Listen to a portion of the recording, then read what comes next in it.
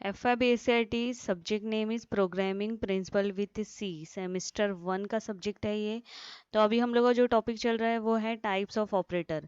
Last lecture में मैंने आपको बताया था arithmetic operator. Now we will see relational and logical operators. So let's start. First we will see relational operator.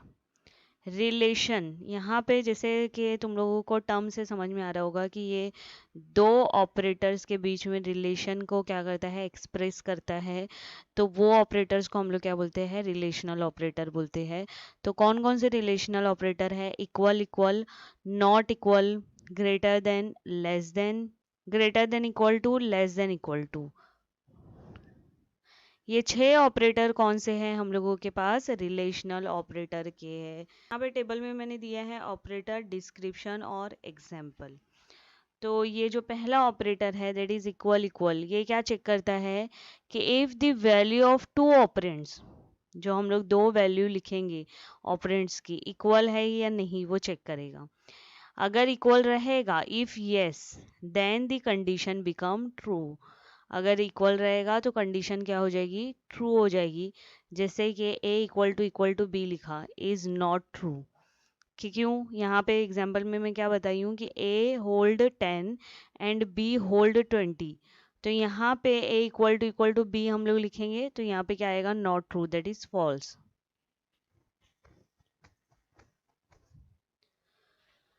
Next, not equal to.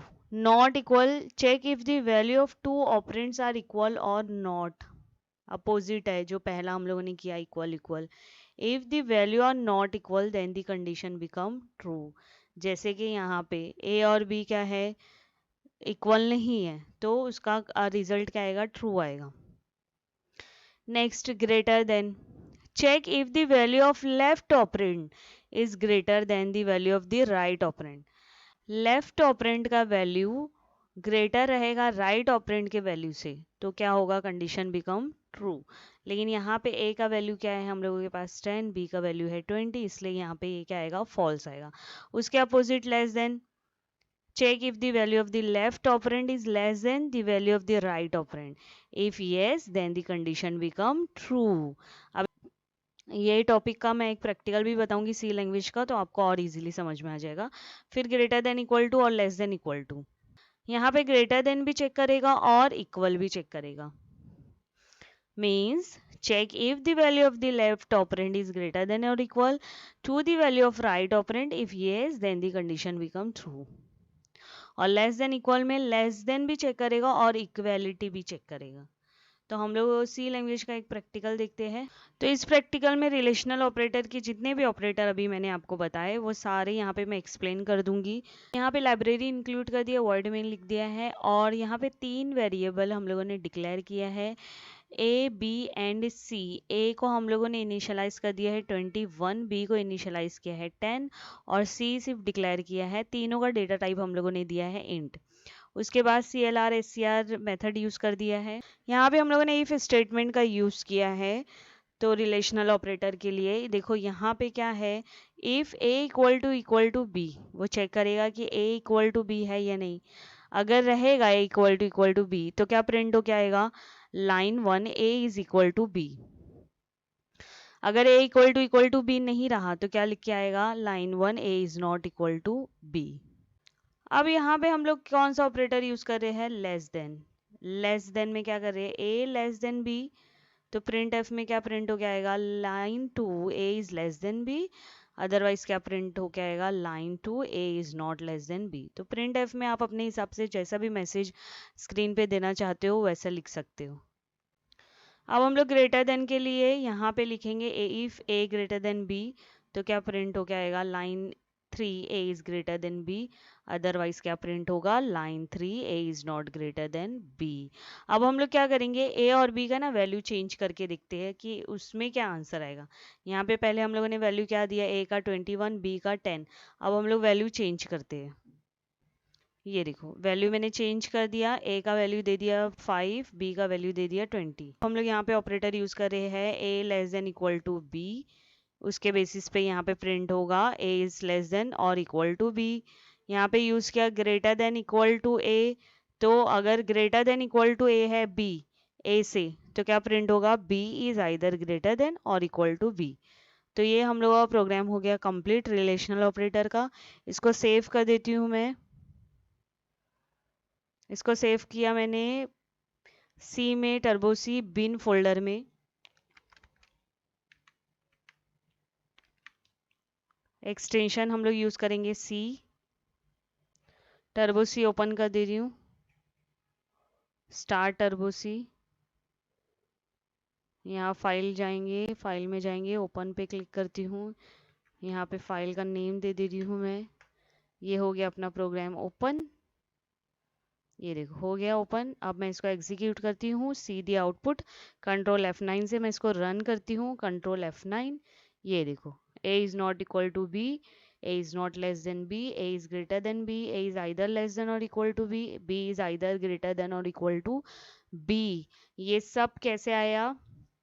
Value के base पे, ए और B का क्या वैल्यू है वो बेस पे क्या हुआ हम लोगों का प्रिंट हुआ। पहले चेक किया कि ए इक्वल टू बी है, ए लेस देन बी है, ए ग्रेटर देन बी है। वो बेसिस पे क्या हुआ, स्क्रीन पे मैसेज प्रिंट हुआ। तो ये था हम लोग का रिलेशनल ऑपरेटर। ओके ये क्या था हम लोगों का रिलेशनल ऑपरेटर, जहाँ पे हम लोगों ने ए बी को वैल्यू दिया था और बीच में हम लोगों ने फिर ए और बी का वैल्यू क्या किया, चेंज किया। Now we will see logical operator. अब हम लोग क्या देखेंगे, लॉजिकल ऑपरेटर।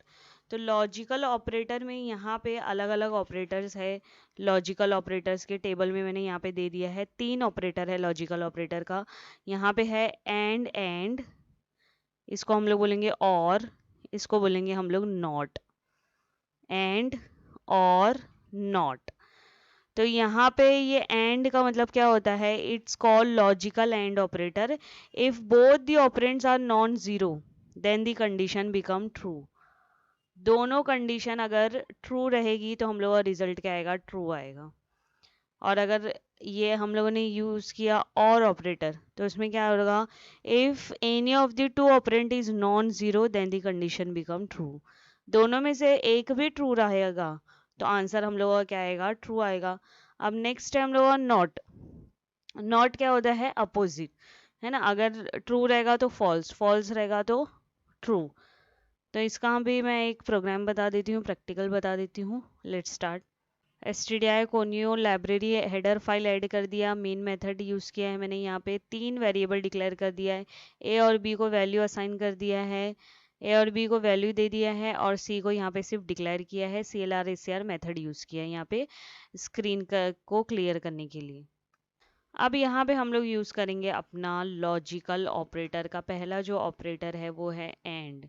ये देखो, इफ ए एंड बी, तो अगर यहाँ पे नॉन जीरो रहा, ये देखो एंड क्या करेगा, if both the operands are non zero then the condition become true.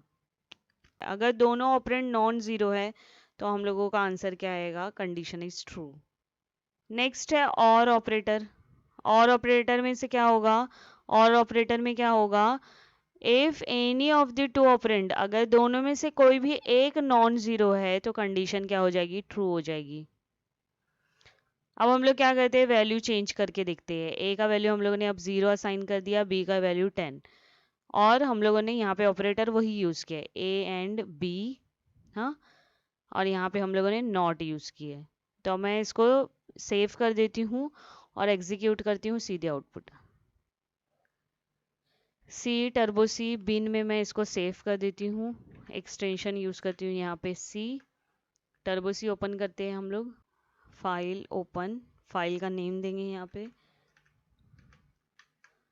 ये हो गया हम लोग का फाइल ओपन। अब मैं कंट्रोल F9 से इसको एग्जीक्यूट करती हूँ।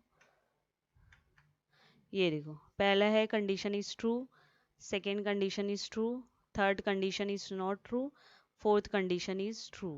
पहला कंडीशन इज ट्रू क्यों आया, क्योंकि हम लोगों ने यहाँ पे क्या लिखा, इफ ए एंड बी, तो नॉन जीरो दोनों है ना, इसीलिए क्या आया, कंडीशन इज ट्रू। और यहाँ पे ए और बी, सेकेंड वाला भी क्या आया, कंडीशन इज ट्रू। तो ये था हम लोगों का लॉजिकल ऑपरेटर। फिर भी अगर आपको कुछ डाउट होगा तो आप कमेंट में लिख सकते हो। और ये जो ऑपरेटर्स है ना, इसके आगे भी एग्जांपल्स मैं आपको बताऊंगी जब प्रैक्टिकल्स हम लोग और करेंगे तो और अच्छे से आपको समझ में आ जाएगा। फिर भी कुछ डाउट है तो आप कमेंट में लिख सकते हो। ये इसका नोट्स आपको मिल जाएगा डिस्क्रिप्शन बॉक्स में।